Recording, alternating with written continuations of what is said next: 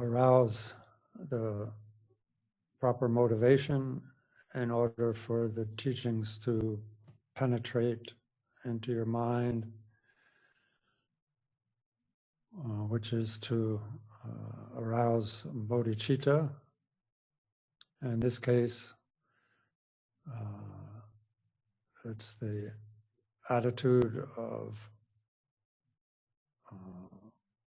aspiring that all beings attain, that all beings become free of suffering and the causes of suffering, that beings gain happiness and the causes of happiness, and that they pass out of all suffering in samsara into a state of complete enlightenment.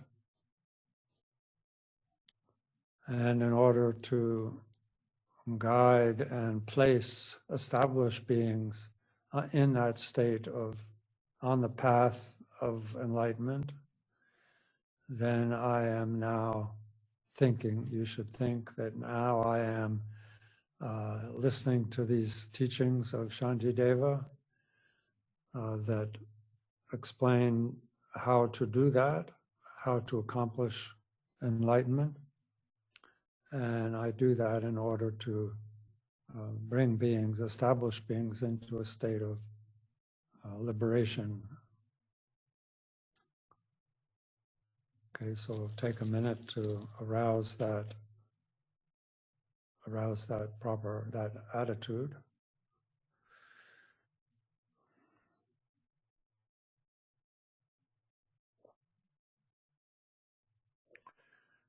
So we are in the third chapter of the Way of the Bodhisattva, the Bodhicharyavatara, by the great Indian master, 7th century Indian master, Shantideva. And the first 3 chapters taken as a section are the teachings that explain how to give rise to bodhicitta. And then the subsequent 3 chapters explain how to protect and not let that bodhicitta that's been arisen, how not to let it degenerate or decline. And then the 7th, 8th, and 9th chapters as a section teach how to bring bodhicitta to consummation, how to cause it to flourish into enlightenment. And then the 10th chapter is the chapter of the dedication of merit.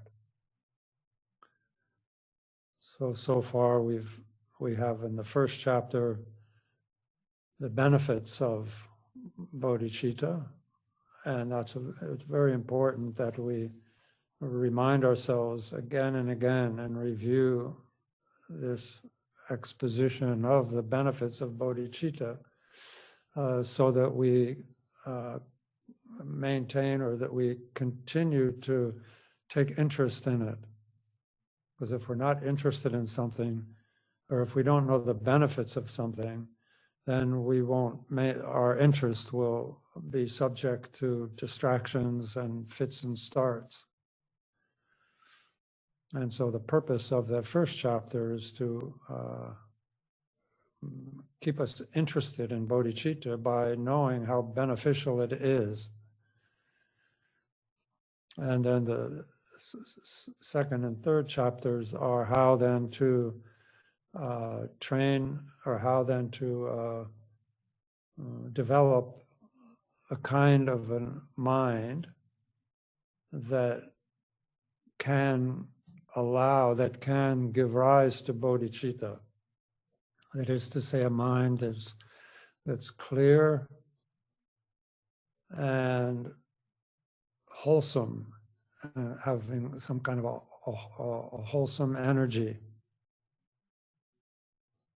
And that's developed in the as an actual practice in the second and third chapters through the practice of the seven branch practice of prostrating and praising the Buddhas and Bodhisattvas, making offerings and confessing negative actions, and rejoicing in virtue, rejoicing in goodness, requesting the Buddhas to teach, requesting, supplicating the those beings who are on the verge of nirvana to not pass into nirvana, but to remain in samsara for the benefit of beings. And then the dedication of merit. And then also in these third chapter is the practice of taking refuge. That provides the foundation or basis upon which the vow of Bodhichitta rests. And so now we just after the dedication of merit teachings, then we come to the training. There's the training in Bodhichitta, the mind training, starting with verse 11. And again, that training is carried out prior to taking the Bodhichitta vow, and it serves as the practice subsequently to taking the vow.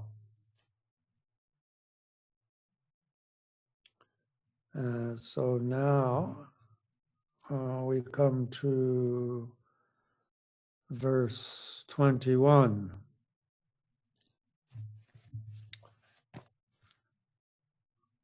Just like the earth and space itself and all the other mighty elements for boundless multitudes of beings, may I always be the ground of life, the source of varied sustenance. So here Shantideva is making dedications, like dedicating all the merit of the previous practices, the seven branches of practice, and converting or then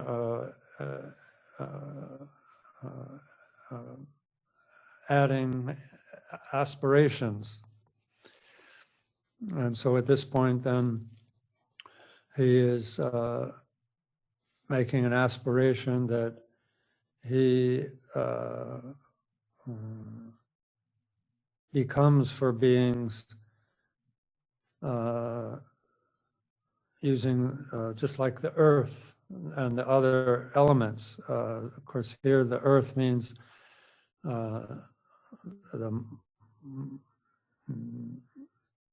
the earth element is the support for all life. And the water element is what brings things together. It causes cohesion for life to take place. And the wind or the fire element matures and ripens all the qualities of life. And the wind element contributes to the freshness, or not. It keeps things from decaying as the function of the wind element. And the space element is the openness, the element that allows all the other facets of life to occur. It doesn't, yes. And so his aspiration is to become just like those elements. And this is an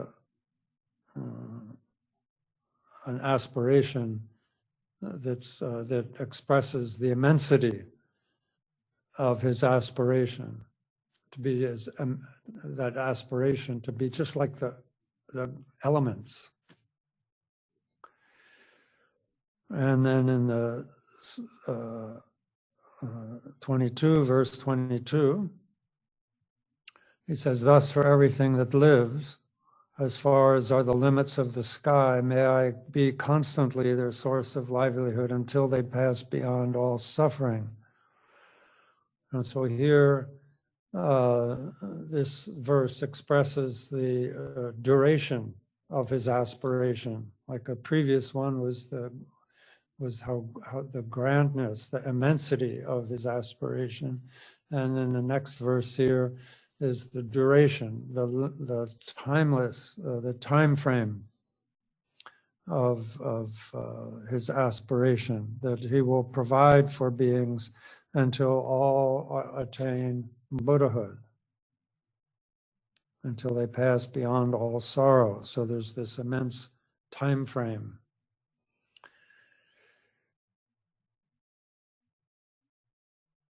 So taking Shantideva's prayers and aspirations as a guide, as if we emulate him, like kind of how Shantideva practiced, and I pray to practice as he did, and what aspirations he made, and I make those same aspirations. So we should think in terms of using the scope of Shantideva's mind and practice in that fashion. So we need to have a very grand scope to develop, to train our mind to have this very grand scope, and to have that mind making these aspirations. And it's on the basis of those two qualities, the scope of our mind and the aspirations, that that will, I think the word is determine, that will determine how our Bodhisattva path will unfold in how we will benefit beings.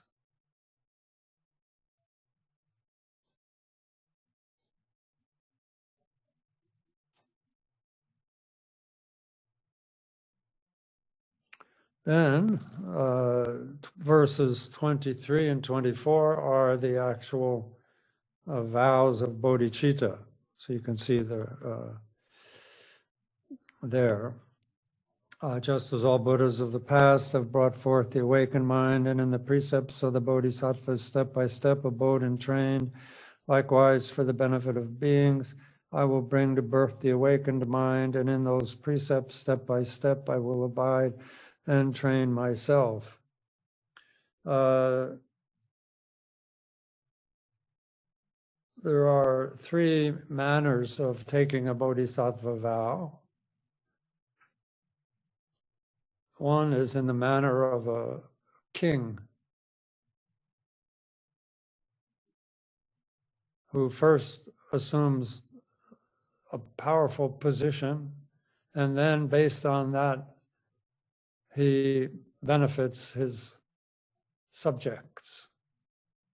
It's called the kingly manner. And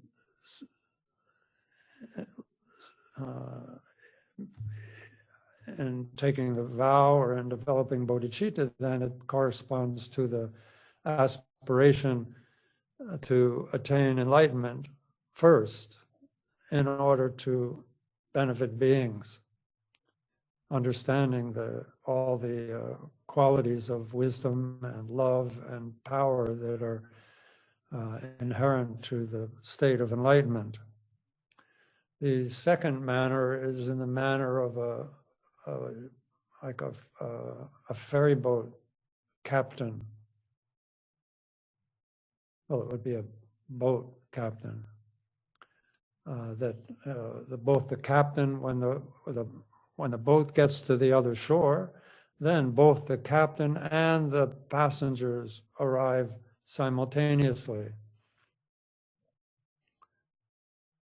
And for the Bodhisattva, then, it's one who has that aspiration and engages in the benefiting beings, so that they, or let's say, to personalize it, we say ourselves and all beings attain enlightenment in one fell swoop.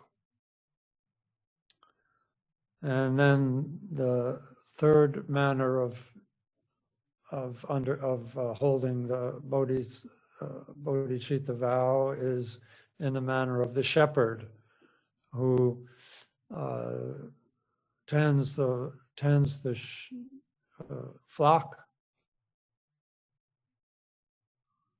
and then at the right time, then guides them all home in the evening, make sure that they're all accounted for and all in their space, in their pen, and then closes the door. And this is comparable to the shepherd-like bodhisattva who first ensures that all beings attain enlightenment before they do. And so these are three spoken of here. These are three. Some places I think in the words of my perfect teacher, and other places they're called the levels. These are sort of levels of courage. The courage of a king, the courage of a captain, and the courage of the shepherd.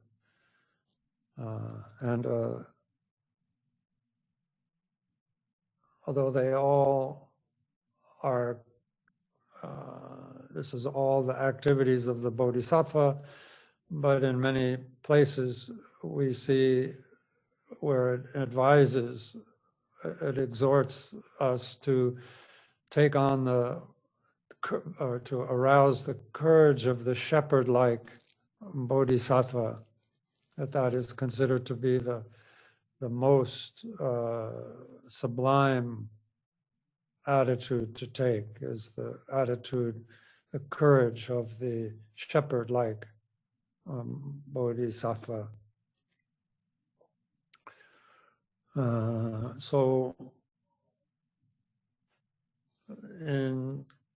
There are two lineages, two principal lineages in the Bodhisattva vow, in the Bodhichitta vow, and that is the lineage of Nagarjuna and the lineage of Asanga.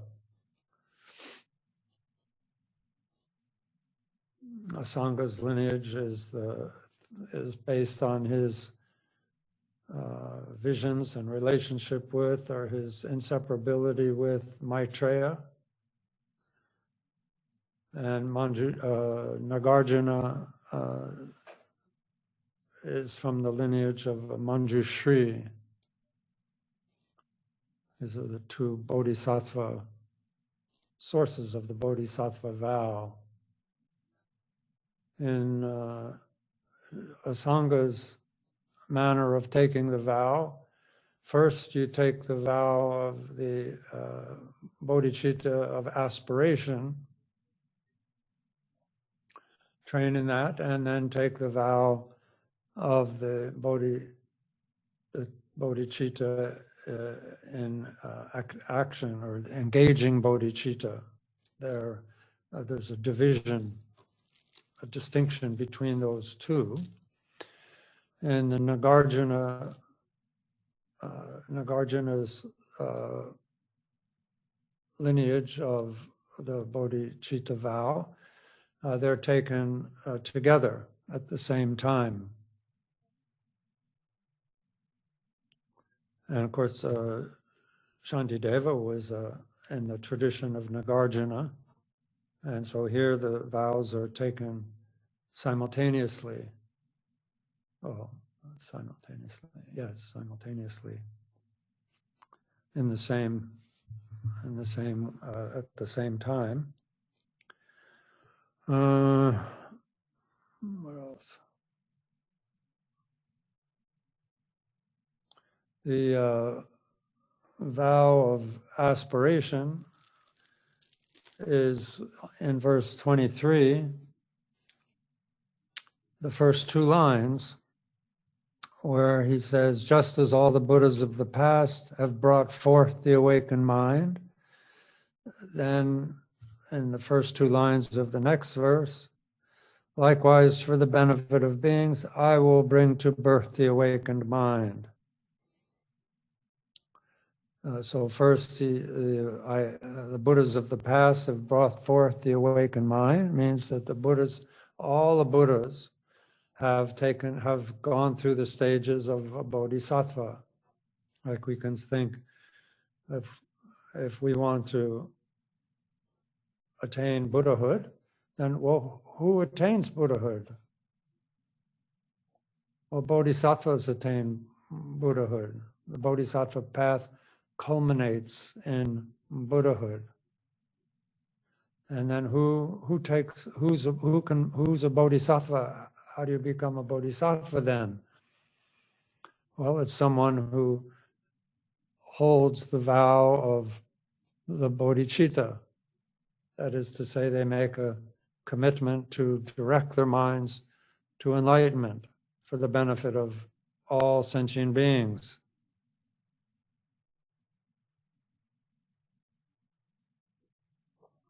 And so that is who becomes a bodhisattva, one who directs their mind to enlightenment and has the aspiration to assist sentient beings on their path to happiness. Of course, for the bodhisattva path, the ultimate happiness is the bliss of Buddhahood. So when we say, just as all the Buddhas of the past have brought forth the awakened mind, that is to say, that mind that's directed to unsurpassable and perfect enlightenment, then likewise for the benefit of beings, for the benefit of infinite beings, I will bring to birth the awakened mind. That's that aspiration to help beings in the path to enlightenment. So that's the aspiration, bodhicitta, is the first two lines of each of those two verses. Then the second part of the verse 23 says, and in the precepts of the bodhisattvas, step by step abode and trained.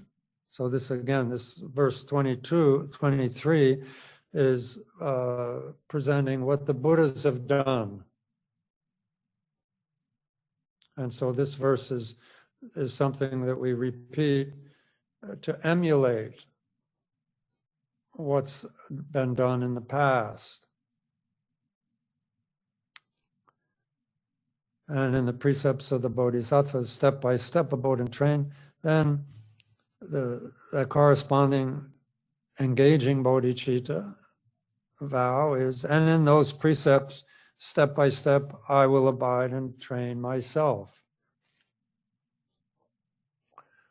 So then there you have the engaging in those, and then in those precepts, step by step, I will abide and train myself.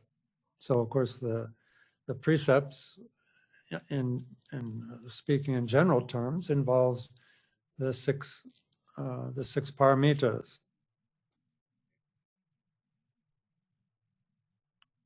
and all the other practices involved in the training of the Bodhisattva.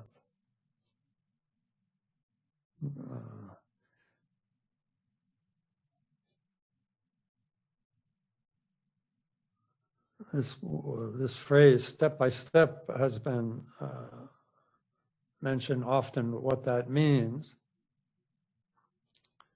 And basically it means, what do we say? Means little by little. Little by little. And it indicates really that we need to practice this path according to our capacity and not just put on a show or a parody of a bodhisattva that doesn't connect with our capacity. So you have this kind of split personality practitioner. So step by step or little by little, even one place, I think it mentions, even it says from time to time, I will practice these precepts from time to time.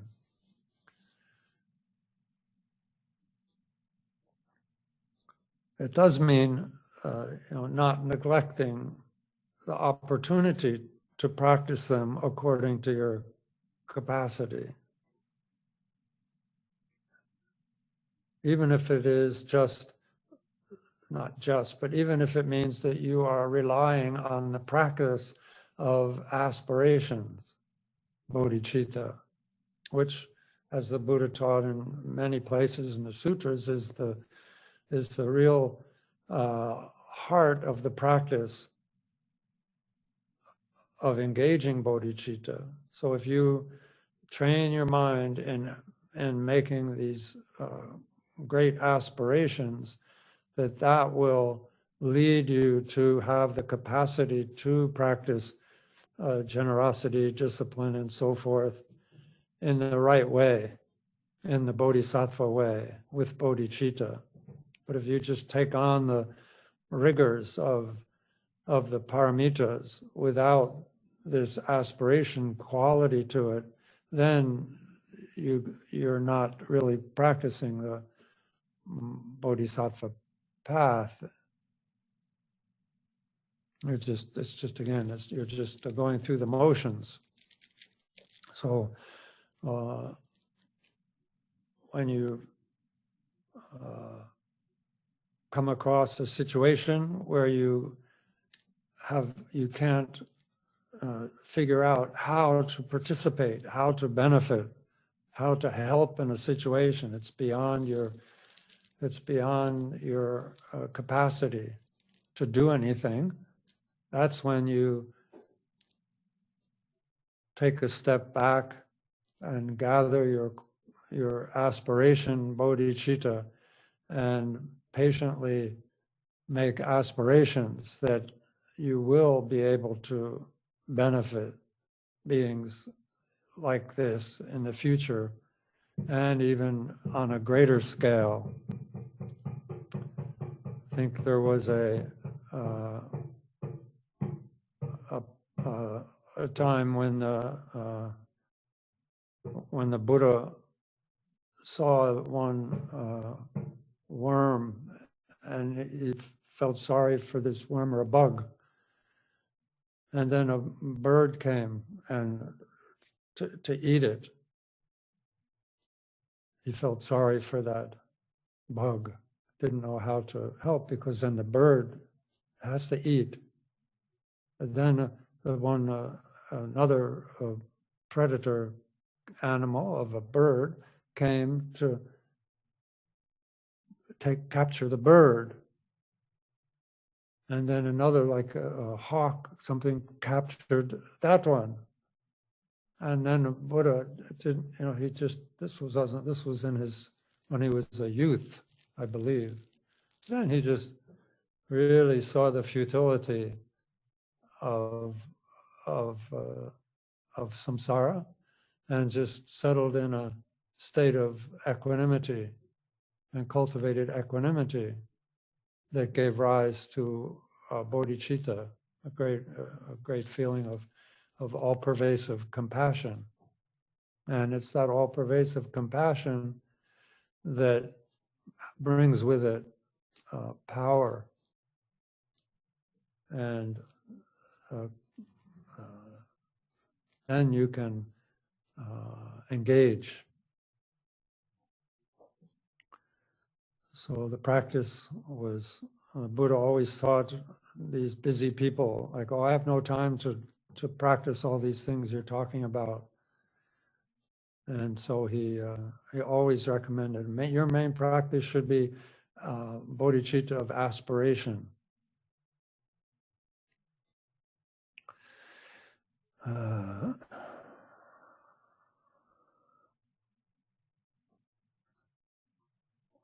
So that's all for that. So when you take these two verses, 23 and 24, are the verses that have become, in the tradition of Nagarjuna, the ritual for taking the Bodhisattva vow, Bodhichitta vow. Then, having taken the vow, the next section involves inspiring your oneself and developing a great sense of joy, arousing a joy in oneself for having taken these vows.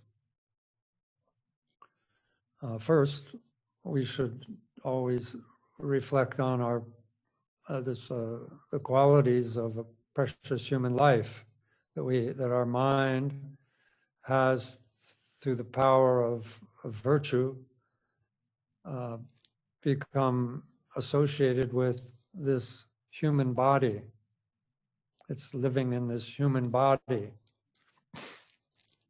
And not only that, but this mind in this body has encountered the Dharma and a teacher of the Dharma. And these are all causes for, or these are all reasons to be very joyful and inspired by that. And now even we have taken this Bodhisattva vow, which is to give the most meaning to that life.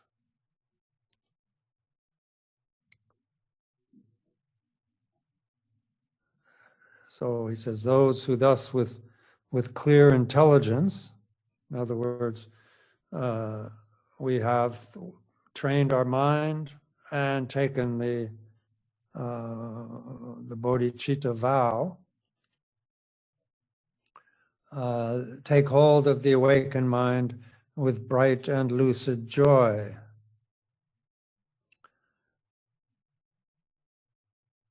That they may now increase what they have gained, should lift their hearts with praises such as these. So this is the introduction to how marvelous this bodhicitta is.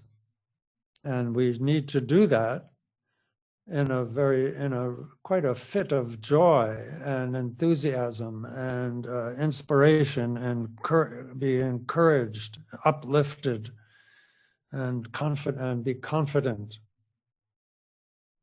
That's the first step after taking the vow to protect the Dharma.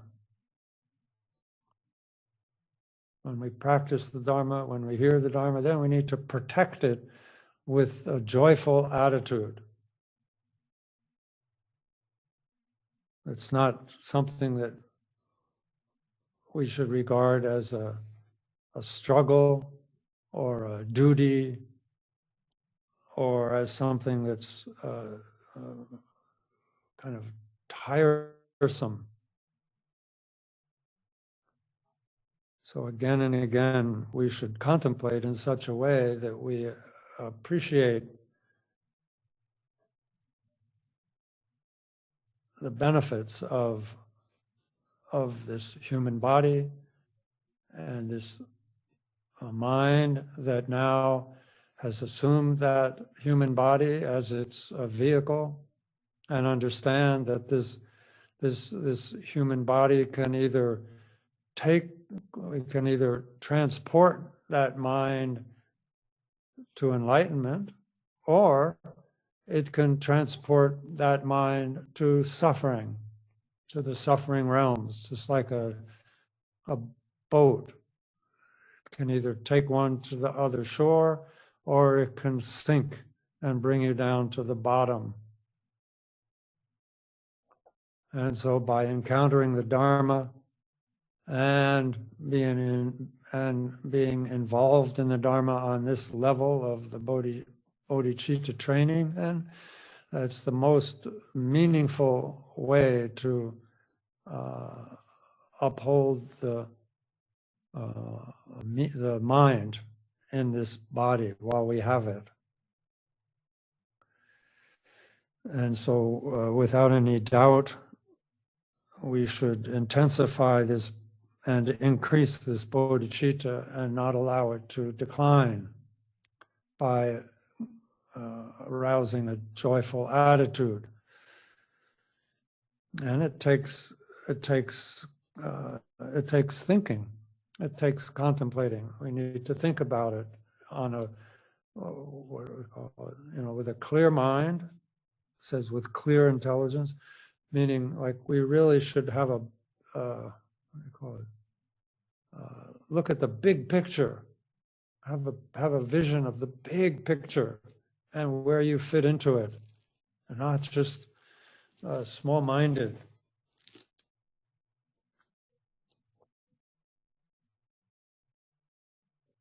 So then, verse 26, today my life has given fruit. This human state has now been well assumed. Today I take my birth in Buddha's line, and I've become the Buddha's child and heir. So today my life has given fruit. Now my life has a meaning. I know what to do. My life has become meaningful. I'm not going to let my life become a stone that brings me down, but it's going to become a vessel now, and it's going to become a vehicle that will traverse samsara, bring me to the state of enlightenment, like a boat or a car or a plane, a jet plane. And this human state has now been well assumed means that things haven't really gone so badly. I have the wherewithal. I have some cognitive intelligence to bring to the table here. I have encountered a teacher, and I have encountered the teachings. So it hasn't gone badly in that sense. That's why I say I have this, looking at the big picture. And I've taken my birth in Buddha's line. That means just like the Buddhas have in the past aroused the bodhicitta, then I now have aroused bodhicitta. I've taken hold of bodhicitta as my guiding principle. And so in that way, I've become like the heir to the Buddha. I've become the next Buddha. I've become the Buddha's child, in a sense.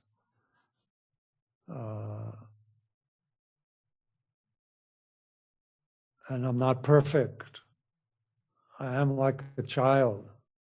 I'm a beginner, like a baby bodhisattva. But just like as soon as a prince is born to a king, then he's the heir to the kingdom. And at a certain point, he will assume that role. And along the way, there are different,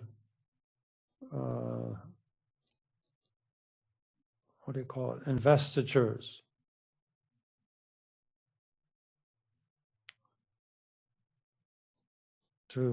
To confirm and to add weight and add courage to the heir. And so now in taking this vow, it's like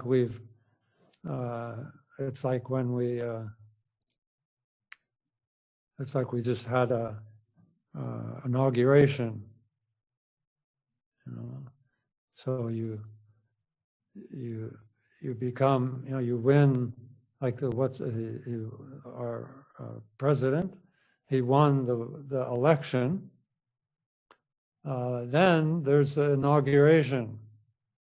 That's it. That seals it. And so he has all the power that's associated with that position. And so we have all these maybe good thoughts and random good thoughts or intentional good thoughts. But now when you take the vow, it's like you've been inaugurated as a bodhisattva. And rightly so. Like it says, and you review the first chapter, even your name changes. Now you're not like an ordinary human being, you're a bodhisattva. And even the Buddhas praise you. It says one in the Prajnaparamita Sutra, it says once someone makes the vow of Bodhichitta, then if a fully enlightened Buddha would pick up that person, that baby bodhisattva person, and carry them on his shoulders, or put him in a chariot and pull the chariot himself, this Buddha would pull the chariot, that is entirely appropriate. That's how a bodhisattva, once someone takes the bodhisattva vow, that's how dynamic the change is. So we should contemplate that. And then understand also, as the next verse says, in every way then I will undertake activities befitting such a rank, and I will do no act to mar or compromise this high and faultless lineage. So all my actions, I should make, like it says, step by step. I need to weed out all those habits and all those physical, verbal, and mental actions that would shine a bad light on the lineage of enlightenment.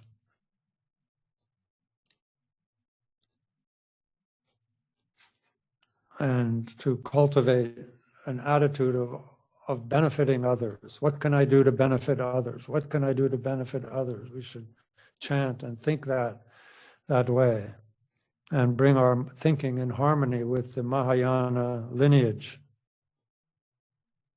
And like it says, in whatever way, then I will undertake, no matter what the situation is, no matter what conditions I find myself in or what situations arise, I will think in terms of how can I bring benefit, not what can I get out of this situation, but what can I give to this situation. And again, I will train that way, step by step, little by little, in a humble way. And I will do no act to mar, of course, marring or tarnishing the lineage of the Mahayana is being self-indulgent or selfish. So I won't compromise or with faults or downfalls. And of course, a lot of these these will be discussed in the next chapters, the faults and downfalls. And actually, you can refer to Words of My Perfect Teacher and Khenpo Ngakchung's guide or notes to Words of My Perfect Teacher, to Khenpo's Jewel Ornament of Liberation, to Chigme Lingpa's Treasure of Precious Qualities, and most elaborate is in the Perfect Conduct of Dujia Rinpoche's commentary to the Three Vows, Ngari Ponchin's exposition of the three vows, the three levels of ordination. So these can be, they're very elaborate and very concise texts now, and we have all these background texts that are available to us in very good, accurate English. So that's another example of our fortunate karma. And so we shouldn't be ignorant of what will break or dent or crack or bring a flaw to the Bodhichitta vows. They are a noble and unstained lineage from Buddhas, starting from enlightened beings through the likes of Manjushri and Avalokiteshvara and all the other countless bodhisattvas, high-level bodhisattvas. So we're in that lineage. So reflect on that. Then 28 says, "For I am like a blind man who has found a precious gem inside a heap of dust. For so it is by some strange chance that Bodhichitta has been born in me." So that's very, I think in terms of like a blind person, we're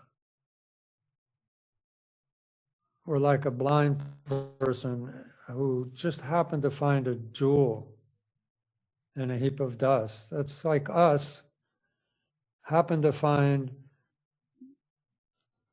this bodhicitta lineage and taking this vow, this jewel, in this heap of dust of this world that is everywhere you look. All you see are kleshas exploding and flooding and spreading everywhere.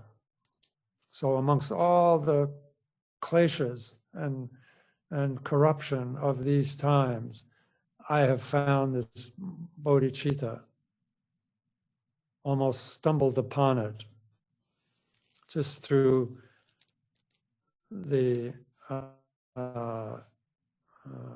complicated, complex, infinite system of causes and conditions. Enough of those infinite causes and conditions came together, and bodhicitta, I've come across bodhicitta and been able to take the vow of bodhicitta. So this verse should cause us to be kind of amazed, like, oh my God, how is that possible in this day and age? And so again, feel very exhilarated and joyful at this. That, amid all the worldly defilements that I find myself in, still there is this configuration of karma and merit that brought this all together. And so again, be joyful at that. Verse 28, yeah. 29 is, this is the supreme draft of immortality that slays the Lord of death, the slaughterer of beings. So on the slaughter of beings here refers to the Lord of death, not this is the supreme draft of immortality. But of course, the Lord of death, as we mentioned earlier, then that's a euphemism or a personification of the end of impermanence for us, which is death, which in an ordinary sense is the end of our ability to practice what's meaningful. And so since in the long term, it's bodhicitta that carries one to the peace of enlightenment. And it's called the undying peace of enlightenment as the culmination of bodhicitta. Mind on the ultimate level, when we have the complete realization of the ultimate nature of our mind, then mind is said to be unborn, unborn, and therefore undying. It's not something, the nature of mind, the absolute nature of mind does not, you could say it contains samsara and nirvana, but the nature of mind does not participate or become part of the process of what drives samsara.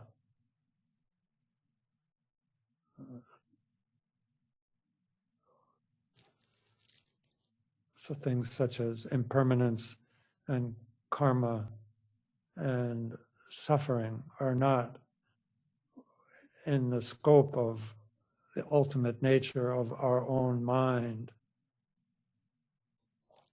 And it's through the development of bodhicitta that all the obscurations that prevent us from recognizing and achieving that non-dual recognition of mind's nature and bringing it to culmination through bodhicitta practice, then all those obscurations are refined away. And so in that sense, it's called the supreme draft of immortality.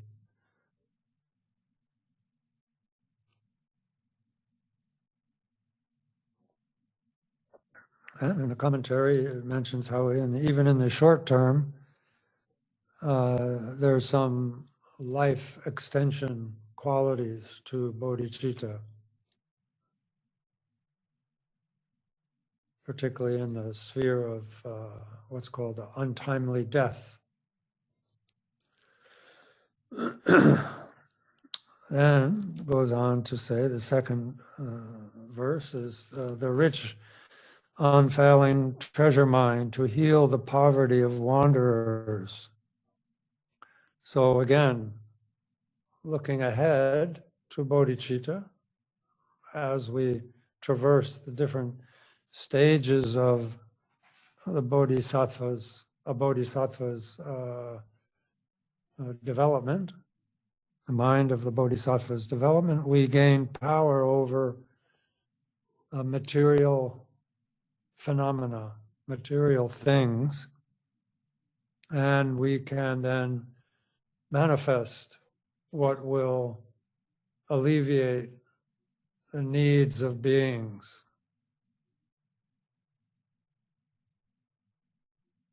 There's the bodhicitta, in this case, then brings the power to dispel poverty.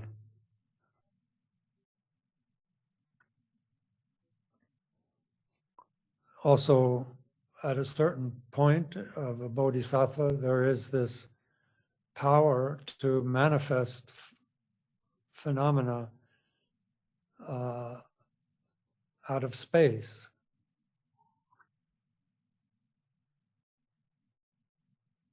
And in certain rituals, and particularly in the Vajrayana rituals, that's expressed as this is called the accomplishment of the Sky Treasury. And through a mantra, through the Sky Treasury Mantra and the mudra and the samadhi, then the bodhisattva can manifest phenomena, manifest things that will benefit, or that in the case of the ritualization of that power, then things become manifested in order to make offerings to the Buddhas. And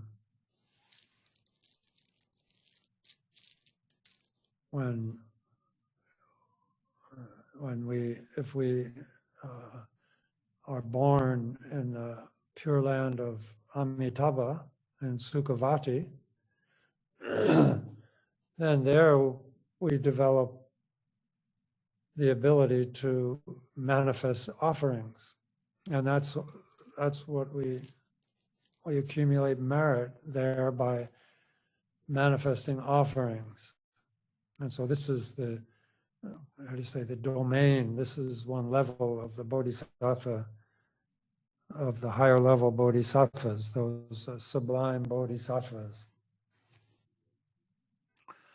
And then verse 30, it is the sovereign remedy. Bodhicitta is the sovereign remedy that perfectly allays all maladies. So it's of all. That's interesting. This is the, if we think of disease, like in the Buddhist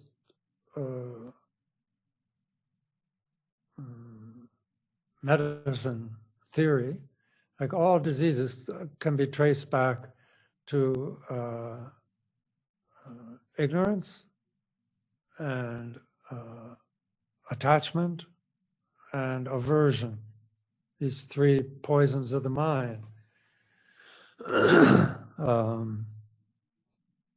And of course they come about, those three poisons come about through the fundamental ignorance.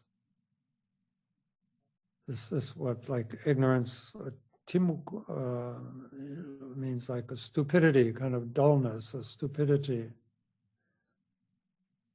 But because of the ignorance of our true nature, we ignore our true nature, then that creates the basis for the arising of stupidity, attachment, and aversion, or desire, or clinging, or hatred, and ambivalence, or indifference.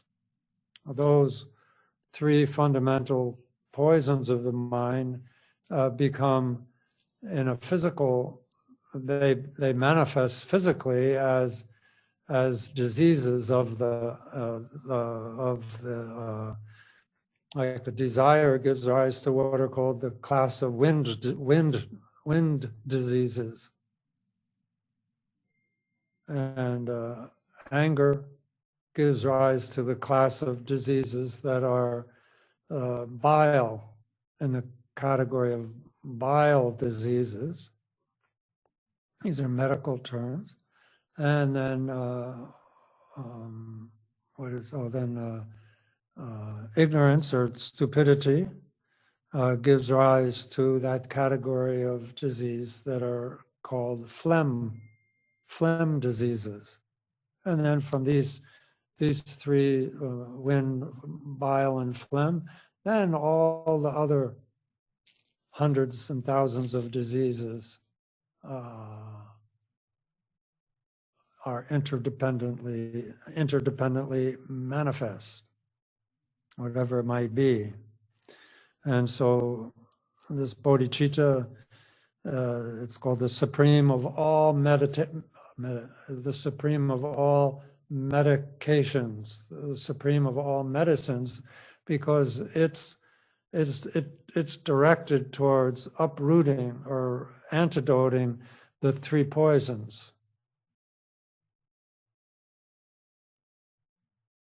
So it's the sovereign remedy. It's the supreme of all medicines, the supreme of all healings.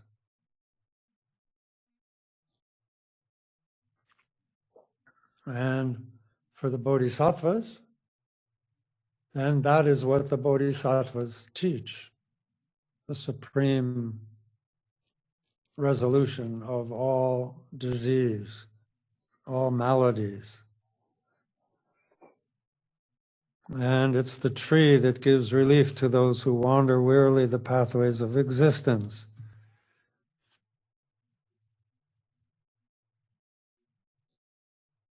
So the bodhisattva, the teachings of the bodhisattva, that is one who is maturing their bodhicitta, developing bodhicitta, then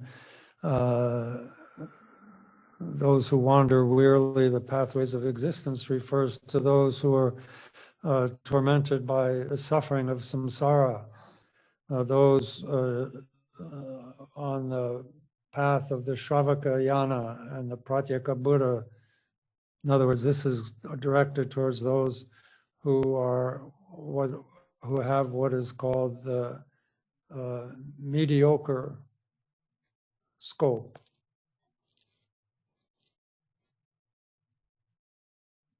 They see the sufferings and they are exhausted by it and seek out the path of liberation.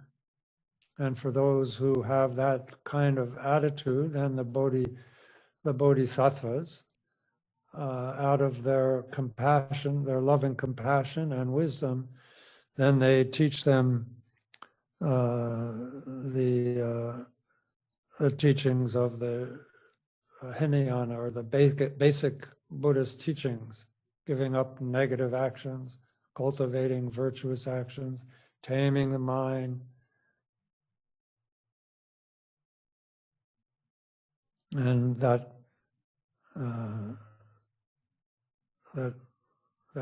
peace that comes from taming the mind and maintaining this pure conduct, then it's likened to the coolness. One becomes cool by that path. The heat of the kleshas has been cooled by the path of the basic Buddhist teachings, the Dharma of the Sravakayana. Then it's the universal bridge that saves all wandering beings to the from the states of loss. States of loss here, that's a term that the translators have taken to indicate what we might call the lower realms, the realms of suffering, the hell realms, the animal realms, and the tormented spirit realms, as opposed to what are called higher realms of the gods and the humans. So states of loss refers to the three lower realms.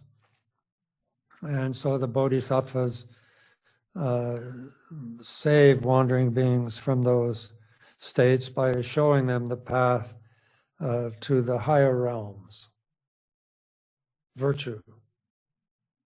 It's virtue that leads to the fruition, or the fruition of virtue brings that sentient being to states where happiness is less afflicted by suffering than in the lower realms, in the states of loss, where in the states of loss, I don't know, maybe it means there's no happiness, happiness is lost. There's only various degrees of suffering. And in the higher realms that are the result of virtue, just ordinary virtue, results in the higher realms. And in the higher realms, there's happiness that alternates with suffering. And it's always, happiness always is impinged on by suffering. That's the higher realms. And so for those of a lesser scope who simply want to be free of suffering, or who have a karmic connection with the Bodhisattva, then the Bodhisattvas reach down and guide those beings to the higher realms, like sets them on this bridge to the higher realms for those of the lesser scope. And that higher realms, we need that. Beings need to be in the higher realms. For all its flaws, it's the foundation for spiritual practice. So we need that. We need beings to be in the higher realms. So anything a bodhisattva can do to just bring them up into the higher realms would be a great benefit. Then the rising moon of the enlightened mind that soothes the sorrows born of the afflictions. So again, there's this image of cooling, when the moon, like the rising moon, refers to the time when the moon rises as a symbol of evening, and the heat of the day, the kleshas, are cooled by the Mahayana path. And this is for those of the Mahayana scope that the Bodhisattva teaches the methods to remove the obstacles to enlightenment, for those who have that scope of the Mahayana scope. And the sorrows born of the afflictions refers to specifically the emotional, the kleshas,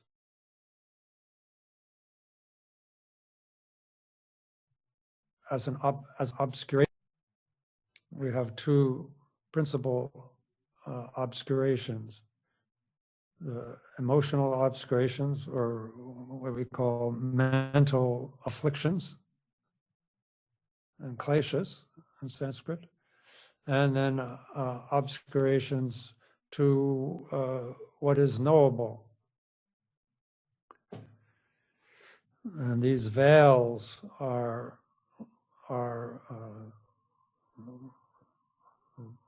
lifted, are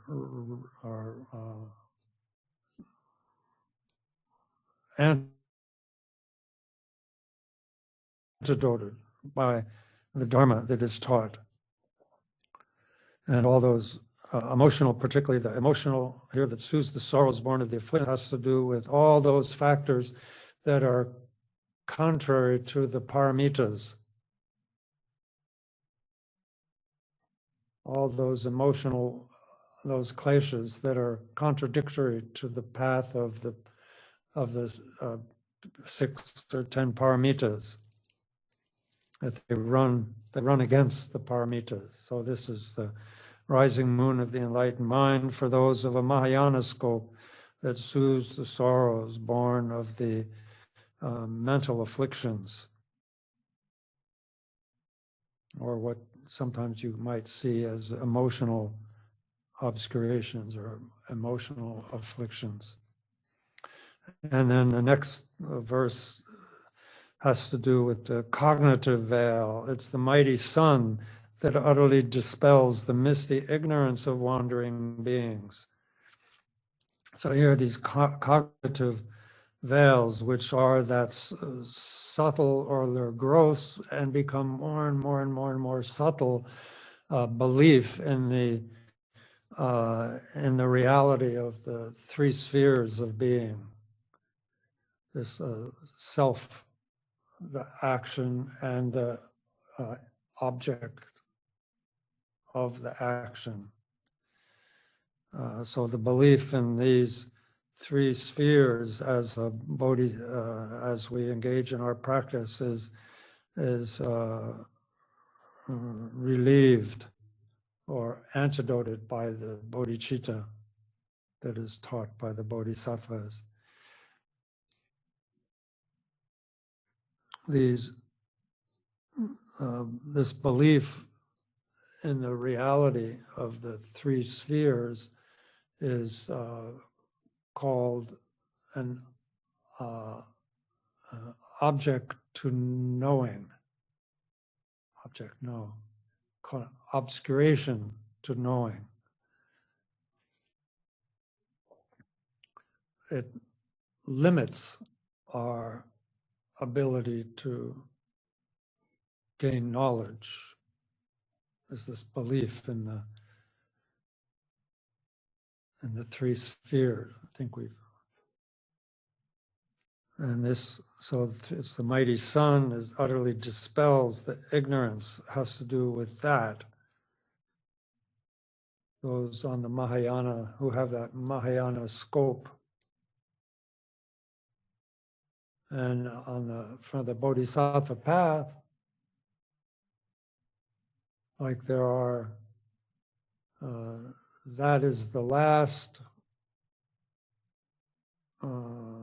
trace of obscurations, are these cognitive obscurations, or obscurations to what is knowable, it's called.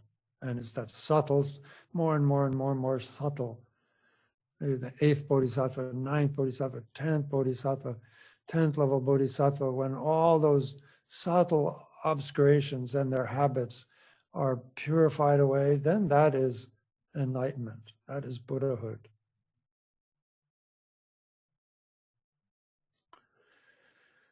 So the creamy butter, rich and full, that's churned from milk of holy teachings. So this bodhicitta is like the quintessence. It's the butter of all the three turnings of the wheel. You know, the Buddha turned the wheel of three cycles, or three phases in the Buddha's teachings. And again, it is developmentally, it was done in a developmental way to bring beings from a lesser scope to a mediocre scope to a greater scope to enlightenment. And the refined essence of all those phases in the Buddha's teachings is the bodhicitta. Creamy butter, rich and full, that's churned from milk of holy teachings. I like that. Then to sum up, 33 says, living beings, wayfarers upon life's paths, who wish to taste the riches of contentment, here before you is the supreme bliss. Here, O ceaseless travelers, is your fulfillment. So all those beings in the 6 realms, life's paths means all beings in the 5 or 6 realms, the hell beings, tormented spirits, all the different categories of hell beings, all the different we call them citizens of these realms. They're all unique in their experience, but they all experience it as suffering. And there's different clumps of experience. It's just like we're all here in this teaching, And we're all in this realm of teaching, being in Dharma teaching. But then we're all also, we haven't lost our individuality to some alternative clump.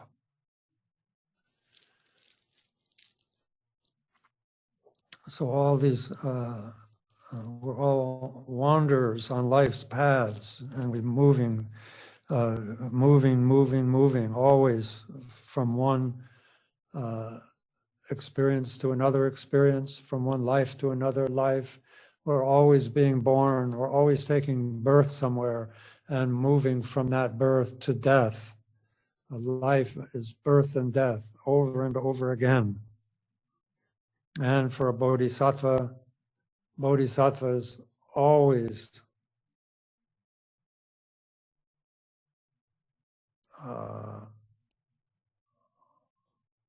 are reborn in samsara. They're accompanying beings in samsara, and they're accompanying them to lead them to temporary happiness and ultimate bliss of Buddhahood. And those are those who wish to taste the riches of contentment. Like, forget contentment. Here we're talking about the bliss of enlightenment. We don't have to settle for contentment. Here, O ceaseless travelers, is your fulfillment, the undying state of supreme bliss, of Buddhahood, enlightenment. And all of this is, how do I say, all of this is thanks to Bodhichitta.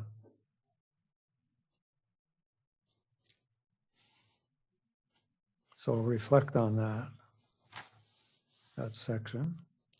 And then Shantideva, now he goes on to exhort. This is, see here, all these are, he's exhorting himself, or what do you call it, inspiring himself in this fashion through this. You know?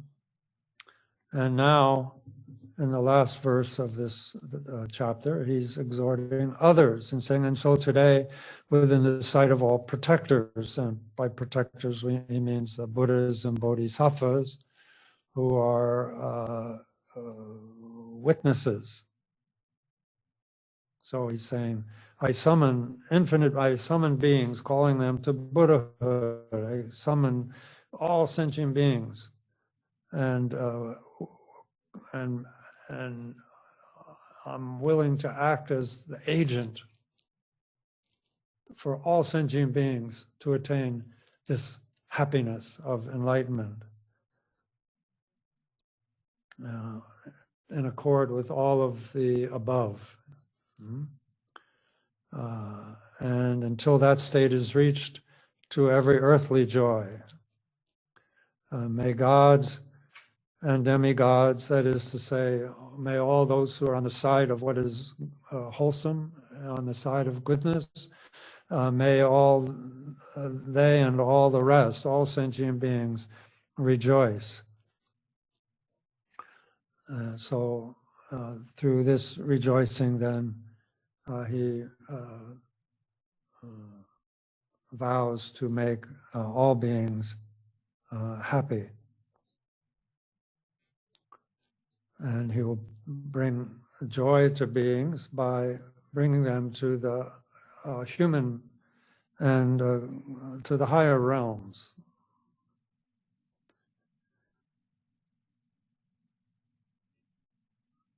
By always feeling as though you are in the presence of the Buddhas, whether you're taking a vow or even in this case, as you're reciting these exhortations to yourself, you're pumping yourself up and getting excited and inspired in what you've done and in your life. Then it's important to always be aware or mindful of Buddhas and Bodhisattvas. Just like when we take refuge, we bring to our, as an object of our mindfulness, the presence of the Buddhas and Bodhisattvas. And when we take the Bodhisattva vow, we take them as our witness. I mean, we need to take the Bodhisattva vow principally, or not, first, or whenever there's the occasion for it, we should take it with a preceptor, a human like you. We're human. And so we should always take the Bodhisattva vow and renew our Bodhisattva vow again and again from a preceptor when that circumstance arises. But Bodhisattva vow, if there is no preceptor, then it is something you can take by yourself. But you should always do it by invoking the Buddhas and Bodhisattvas.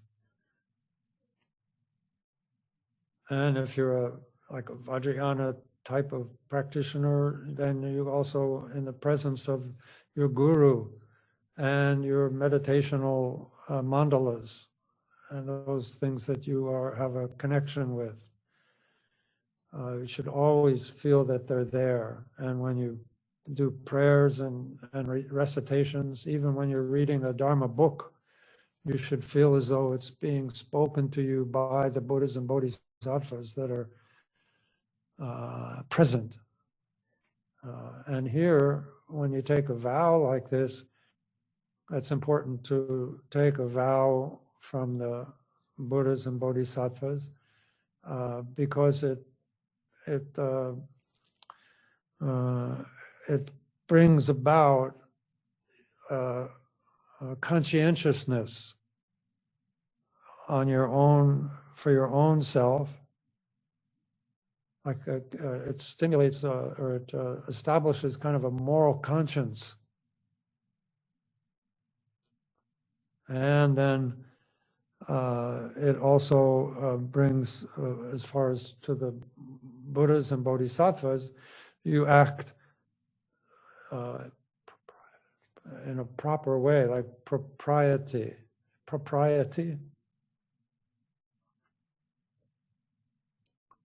You don't want to embarrass yourself in front of the Buddhas and Bodhisattvas by going against, your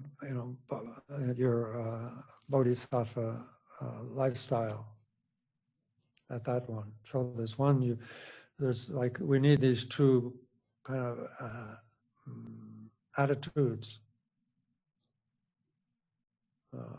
One of like feeling ashamed or embarrassed to be doing something because when you're seen by the Buddhas, and the other one is even if there's nobody there, you have your own moral compass, your own moral conscience that you wouldn't do even if nobody was there. So these two qualities are kind of brought forth when we're always aware or thinking in terms of the Buddhas being present as witnesses, either witnesses for our vows or witnesses in our life.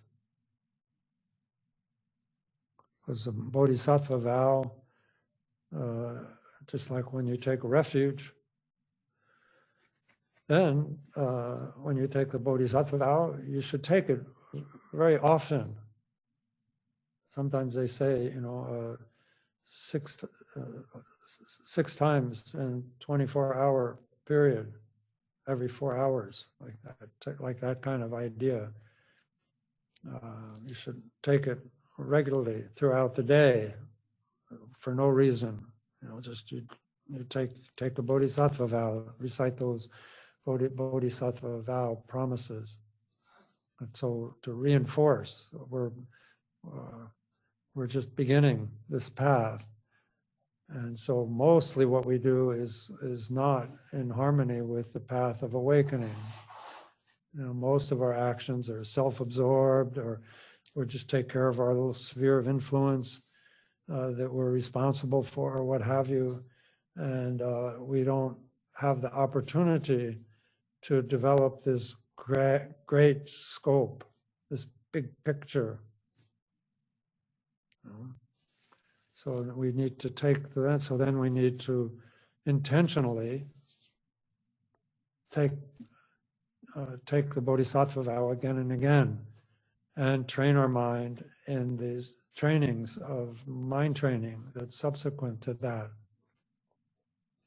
and make aspirations again and again and again to kind of grow this mind outside of our little container, to kind of, we want to break that container and join our mind's container. We want to break that container so that our mind absorbs into its spacious, open, compassionate nature.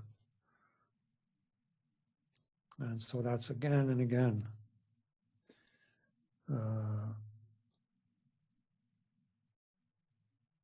So that brings us to the end of this chapter, and also to the end of the teaching.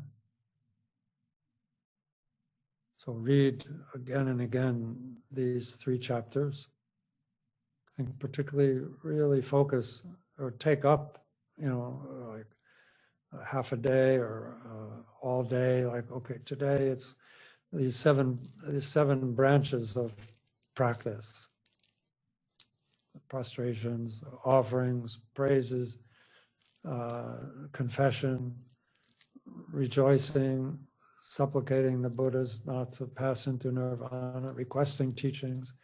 Those we should really become very, agile with, so that when we recite these, they're sort of like signals of that practice. And if you've already trained yourself, you've spent time visualizing offerings, spend time doing the confessions, spend time requesting the Buddhas requesting the Buddhas to teach, requesting Bodhisattvas to teach.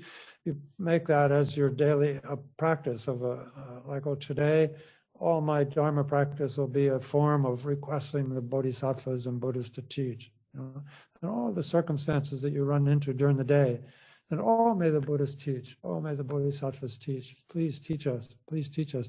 See how lost all sentient beings are. See how easily we distracted we are. Please continue teaching, please continue. Make that practice. And also, don't pass into nirvana. Not today, please don't ever pass into nirvana. It's going to take a while.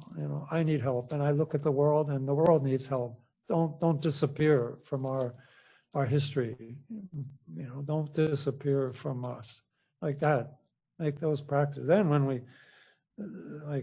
when you do pujas and things like that, you kind of pound through these, boom, 1, 2, 3, 4, 5, 6, 7.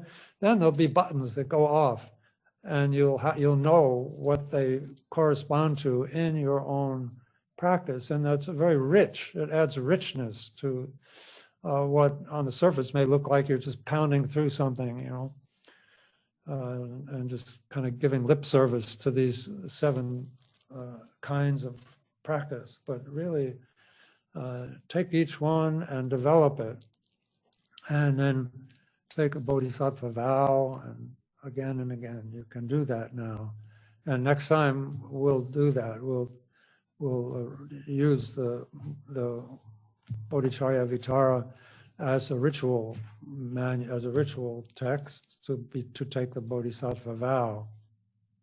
So there's a lot of teachings connected with it, and then it is a ritual. People in institutions and Dharma centers, it's since the time of Shantideva, and it's become also these the 2nd and 3rd chapters particularly are a part of or make up a Bodhisattva vow giving ritual.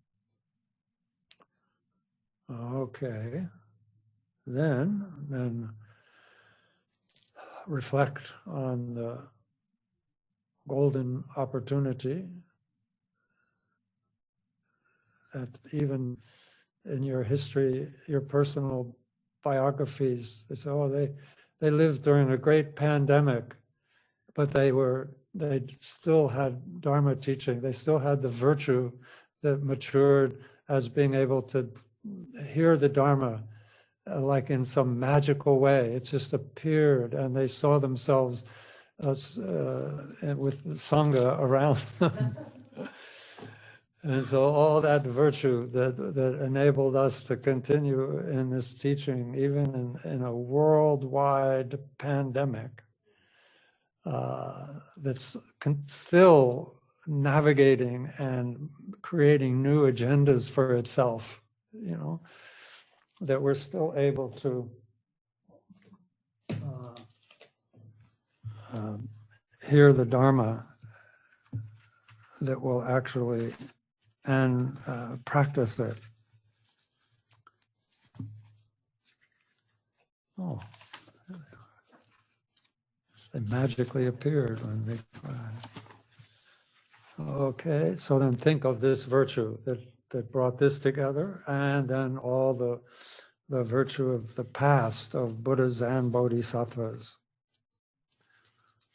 who saw what was to be done that would be of benefit and did it. And then all the virtue that you and all your Bodhisattva companions and all the Bodhisattvas in the future will accumulate in the future. All those virtues of the 3 times you dedicate to the enlightenment of all beings. Now,